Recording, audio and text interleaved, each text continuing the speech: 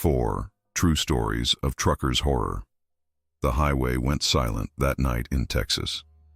Story 1, submitted by Mark H. from Lubbock, Texas.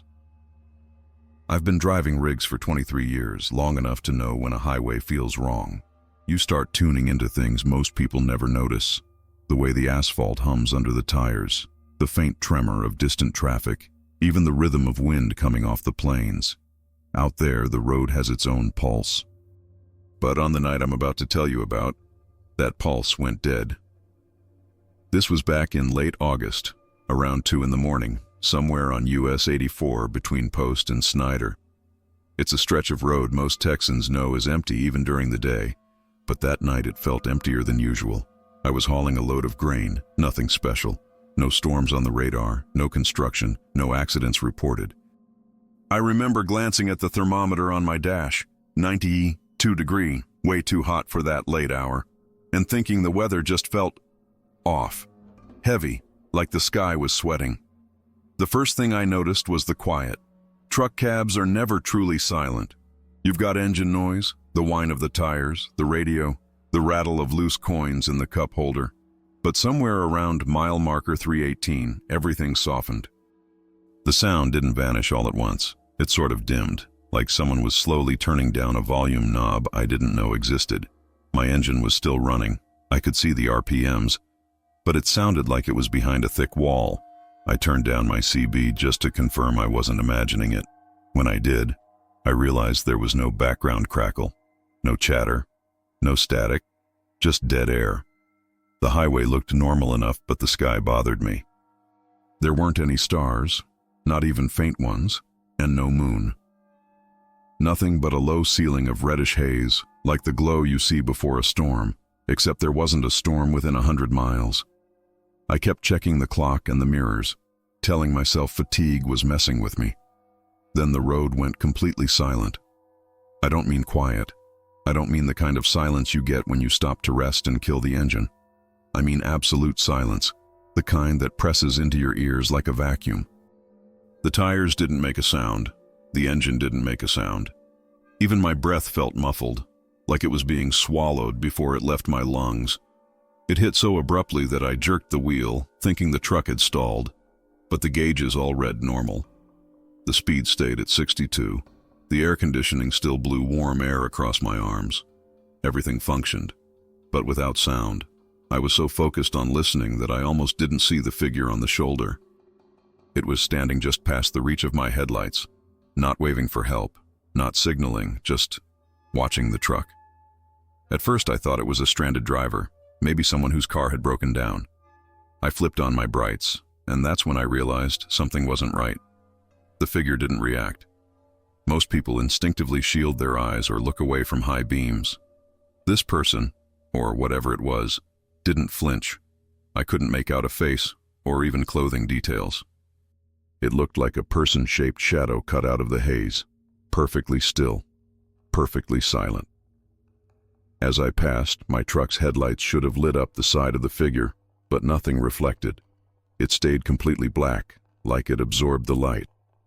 My stomach went cold. I checked my side mirror to get another look.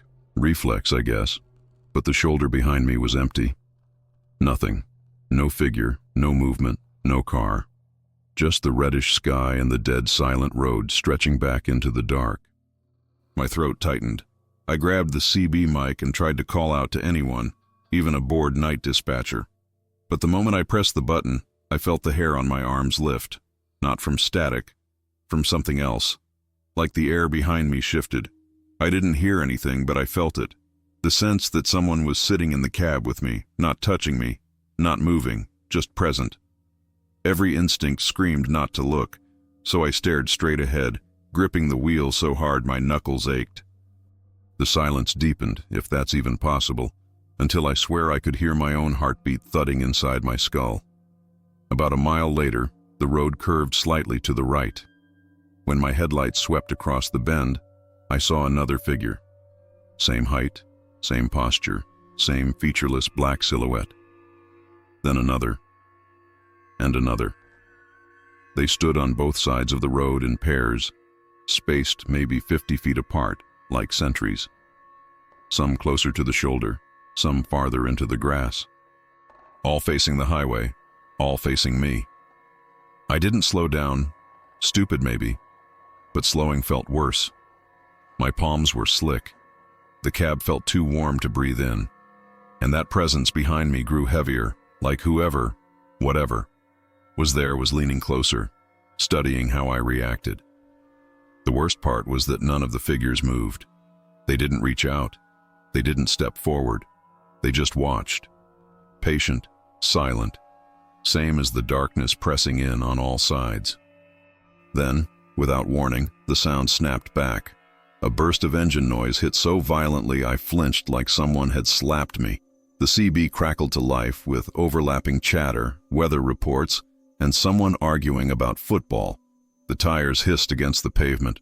Air rushed from the vents. Everything was normal again. I jerked my head around, desperate to see if anything was in the cab with me, but there was nothing there except my cooler and a balled-up hoodie. When I checked the road behind me, the figures were gone. The sky was clear. Stars were out. Not a hint of the reddish haze. I didn't stop until I hit the truck stop outside Snyder, and even then I sat in the cab for a long time before getting out. My clothes were stuck to my back with sweat, and my hands were trembling so badly I could barely sign my delivery papers later that morning. I've driven that stretch dozens of times since, and every time I do, I swear the air gets thicker near mile marker 318. I don't see the figures. I don't hear the silence. But I feel something watching. Some nights I wonder if it's waiting for the road to go quiet again. And if it does, whether I'll make it through a second time. Story 2, submitted by Denise R. from Yuma, Arizona. I've always said that West Texas highways have a way of making you feel like you're the only person left awake on the planet. Long stretches of nothing, no houses, no other cars, just the hum of your own engine and the static of whatever radio station happens to reach that far. Loneliness never bothered me. I prefer nights to days. But what happened near El Paso 5 years ago made me rethink the whole idea of being alone out there. I was hauling insulated panels eastbound toward Odessa, a run I'd done enough times to navigate by muscle memory. It was past 3 in the morning, pitch black except for the smudge of El Paso's city lights disappearing in my rear view. My coffee had gone cold, my playlists were boring me, and I was already planning which truck stop I'd hit for breakfast. About an hour into the drive, I caught sight of a pair of headlights way behind me. They crested a hill, bright against the desert. Nothing strange about that. Truckers pass each other constantly. But these lights stayed at the same distance no matter how fast I went. 65, 68, 70. They stayed pinned in the same spot, like they were matching my speed exactly. That got my attention. I radioed Channel 19 just to see if anyone else was out there. No response. Not even a bored night shift wisecrack. Just static. I kept an eye on those lights until I noticed something wrong. They weren't bouncing the way headlights normally do on uneven highway. No dip, no sway. They stayed fixed, unmoving, like 2 coins glued to a piece of black paper. Then they started getting closer. Quick. I braced for some impatient jerk to blow past me, but the vehicle never overtook. The headlights drew right up behind my trailer, then stopped. No roar of an engine, no wind shift, no vibration through the frame. Just lights too bright and too close, glaring off my mirrors without a sound. It was like being followed by a ghost car. I reached for my CB again. Eastbound, you got a vehicle behind you? Someone finally crackled. The voice was thin, distant, warped. I didn't recognize it. When I tried to answer, only static came out, like something was swallowing the signal between my mic and my own ears. That was when I felt the shudder. Not from the road, from inside the cab. The air changed, subtle at first, like the pressure dropped. My ears popped. The hairs on my forearms stood straight up. I turned off the radio completely, thinking maybe some electrical glitch was causing interference. The instant I did, the headlights behind me went out. 1 second they were there, burning a hole in my mirrors, and the next, the highway was empty. No lights, no car, no silhouette, just darkness. I leaned forward, trying to make sense of it. Maybe the driver turned off their lights? That made no sense. Maybe they turned around. I would have seen that. Maybe they dropped back? I didn't see that either. Then something tapped the back of my seat. Not a bump in the road, not a loose chain. A tap, soft, deliberate. I slammed the brakes. The truck fishtailed a little, dust spraying up behind me. When I came to a full stop, my heart was pounding so loud I thought I'd be sick. I forced myself to turn and look. The cab was empty. My jacket hung on its hook. My bags were still shoved behind the seats. Nothing out of place, no one there. But the pressure in the air, that strange heaviness, hadn't left. I didn't want to get out, but staying inside felt worse. I grabbed my flashlight, stepped down onto the asphalt, and walked around the trailer, half expecting to find a smashed bumper or tire marks from whatever had been tailing me. Nothing. Not a single sign anyone had been on that stretch of highway. When I swept my flashlight across the scrubland, the desert looked wrong somehow. Off balance. Like the shadows weren't falling where they should have. The light kept catching on things that weren't there when I looked straight at them. Shapes shifting in the corner of my eye. Too tall to be bushes. Too thin to be people. I heard something move behind me, a soft scrape, like a boot dragging across gravel, and I swung the flashlight around. Only the side of my trailer looked back. I climbed into the cab as fast as I could, slammed the door, locked it, and turned the engine. My hands were shaking so badly I almost missed the ignition. I didn't even merge slowly. I floored it straight back onto the highway. For the next 30 miles, my mirrors stayed empty. It wasn't until the sky started graying with dawn that the air felt normal again. The pressure lifted. The static on the CB turned into actual voices. Birds started appearing on the fence line. Life returned like someone flipped a switch back on. Later that morning, when I checked into the yard in Odessa, the dispatcher told me something that still knots my stomach. A trucker had wrecked on that same stretch of highway 3 nights earlier, drifting into the median like he'd fallen asleep. Except he was found outside his cab several yards away, like he'd tried to run from something. No skid marks. No sign of another vehicle. No one could explain why he left the truck while it was still moving. The thing that gets me. His dashcam footage ended with 2 bright, steady headlights in the mirror, closing in without a sound. I haven't driven that route at night since, and I never will. Story 3. Submitted by Trevor M. from Billings, Montana. I wasn't even supposed to be in Texas that night. Dispatch screwed up the routing, sent me south instead of north, and by the time we caught the mistake, I was already hours behind schedule. They offered to reroute another driver, but I figured the miles were miles, and I'd been meaning to get out of Montana's early winter storms anyway. So there I was, dog-tired and cranky, pushing east through the panhandle with a trailer full of retail pallets and a headache pulsing behind my eyes. It was close to midnight when I crossed into a stretch of highway that looked like it had been abandoned by time itself. No billboards, no farm lights, no signs pointing anywhere. Just the wind scraping dry grass across the shoulder like sandpaper over concrete. The sky was moonless and flat, the kind of dark that doesn't feel natural, like someone had unplugged the stars. I turned down my radio to give my ears a break, and instantly regretted it. Without the music, I realized the road had gone weirdly quiet. Not silent, not like the creepy stuff you hear from other drivers, just muted. As if I was listening through someone else's ears. A little after the state line marker, I saw an orange glow on the horizon. At first, I thought it was a distant refinery, but it flickered too unevenly. I slowed as I approached, thinking it might be an RV fire or maybe a roadside flare. It wasn't either.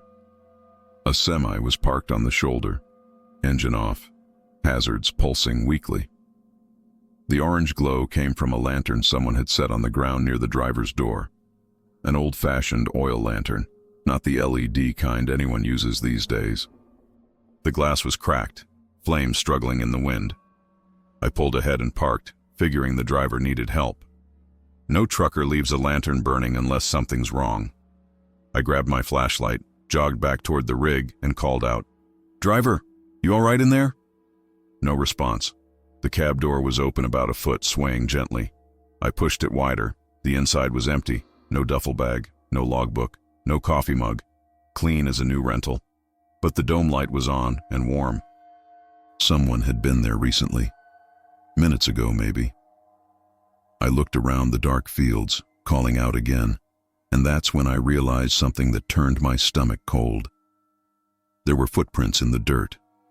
Not deep, the soil was too hard for that, but visible under the lantern's light.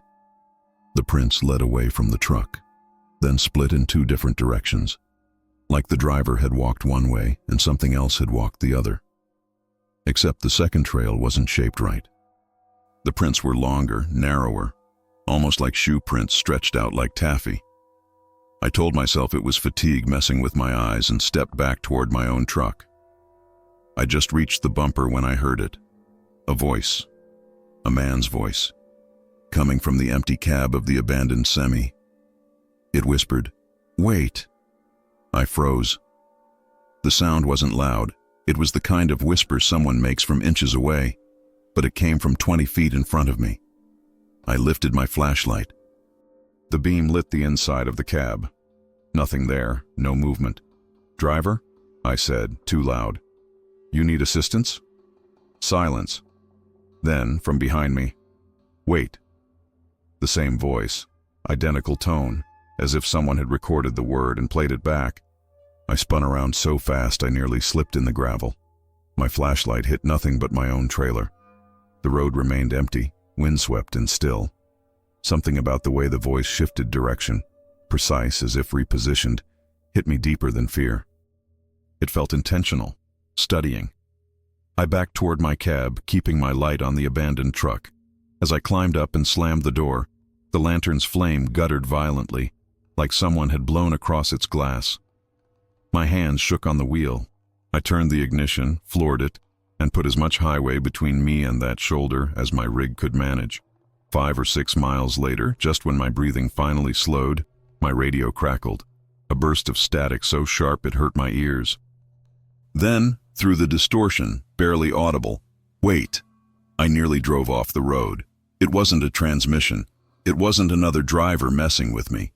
The voice had that same too-close quality, that sense of it being right next to my ear. I shut the radio off entirely. Didn't matter. A few minutes later, the dome light above my passenger seat flicked on by itself. Soft, yellow, steady. Something moved in the reflection of the windshield. Behind me, just out of focus. I didn't look. Couldn't. My entire body locked up with the same primitive dread I hadn't felt since childhood nightmares. Instead, I kept my eyes glued to the road and prayed the highway would spit me back out into something normal. Eventually, maybe 15 minutes later, the dome light clicked off. Right after that, the radio flicked back on, though I'd physically turned the knob to off. This time there was no static, no words, just breathing.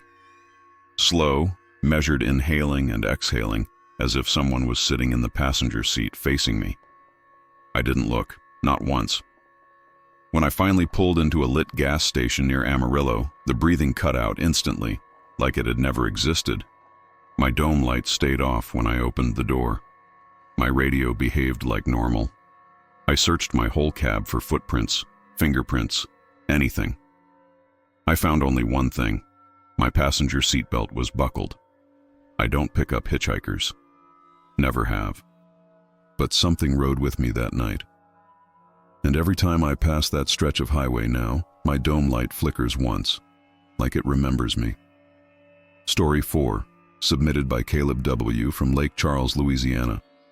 I've been hauling cross-country for almost 16 years, and I never minded night runs through Texas. Long, straight roads help clear my head. You can drive for hours with nothing but the horizon ahead of you and your own thoughts to keep you company. But there's a kind of quiet out there that doesn't feel peaceful. It's the kind that listens. This happened on a return haul from Southern California to Louisiana, somewhere east of Midland. I'd been on the road close to 12 hours and planned to crash at a motel off I-20. The stretch I was on was flat as a skillet. No trees, no hills, just scrub and dust. My headlights made a perfect tunnel in the dark, that crisp kind of night where every mile looks exactly like the one before it. A little past 1 a.m., I saw a blinking red light way up the road. At first I thought it was a cell tower, but it was too low to the ground. When I got closer, I realized it was the hazard lights on a sedan parked on the shoulder. No smoke, no open hood, no damage.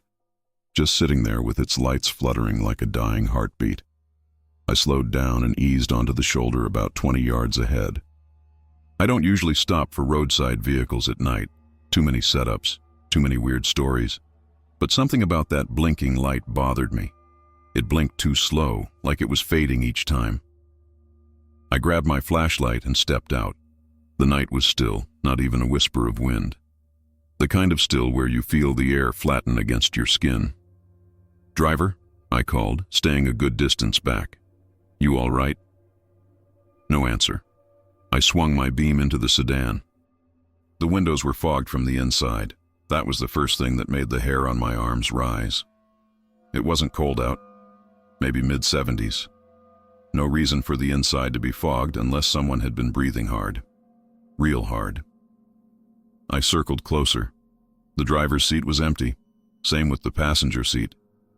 But the back seat, something was lying across it. Not a person. Or at least not in any shape a person should be in. The figure was curled tight, knees near the chest, facing the seat back. Clothes dark, maybe a hoodie, maybe not. The body didn't rise or fall. No breathing. No reaction when my flashlight swept across it. I took one step back. My throat tightened like a fist. That's when the fog on the inside glass shifted. Not wiped, not smudged. Shifted. Like something inside breathed out one long, slow exhale. I didn't wait around to see if that thing was going to uncurl. I turned on my heel, jogged back to my truck, and climbed in. As I shut the door, I saw movement in my side mirror, the back door of the sedan opening, very gently, smooth, deliberate, like whoever was inside didn't want to disturb the quiet. My hands shook as I jammed the truck into gear, but before I could pull away, the hazard lights on the sedan went out. Not like someone switched them off, more like the battery died in a single blink, a bright pulse, then nothing. The darkness around the sedan thickened instantly, swallowing it whole. I could see only its vague outline in my mirror. No movement now, no sound. Just the desert closing over it like a lid on a jar. I punched the accelerator. The rig lurched forward, gravel spitting out behind me. I kept one eye on the mirror until the sedan's shape disappeared completely. 10 minutes later, I'd calmed down enough to breathe without shaking. I told myself I'd report the car when I reached the next town. I even rehearsed what I'd say. But then I smelled something. Faint at first, warm, damp, almost metallic. Breath, human breath, from behind me. I jerked the wheel and nearly veered off the highway. The smell intensified. Hot and close, like someone leaning across the seat to whisper. I forced myself to look in the rearview mirror. Nothing. Just the dark outline of my sleeper curtain. But the smell didn't go away. It moved, up the back of my neck. I slammed my palm against the overhead light. The cab filled with pale yellow glow, and the curtain behind my seat swayed once, like someone had just slipped past it. I didn't touch that curtain. Not with a stick, not with my hand, not even with my eyes. I drove until the sun came up, bright and sharp and painfully ordinary. Pulled into a Love's, parked under the biggest flood lamp I could find, and finally yanked the curtain open. The sleeper was empty. Nothing out of place, except one detail that still chills me. On the inside surface of the curtain, inches from where my head had been, there was a perfect patch of moisture. Fog, the exact shape of a face pressed close against the fabric. Breathing. I've never taken that route at night again, because whatever crawled out of that sedan didn't stay on the shoulder. It followed the quiet, and it found me.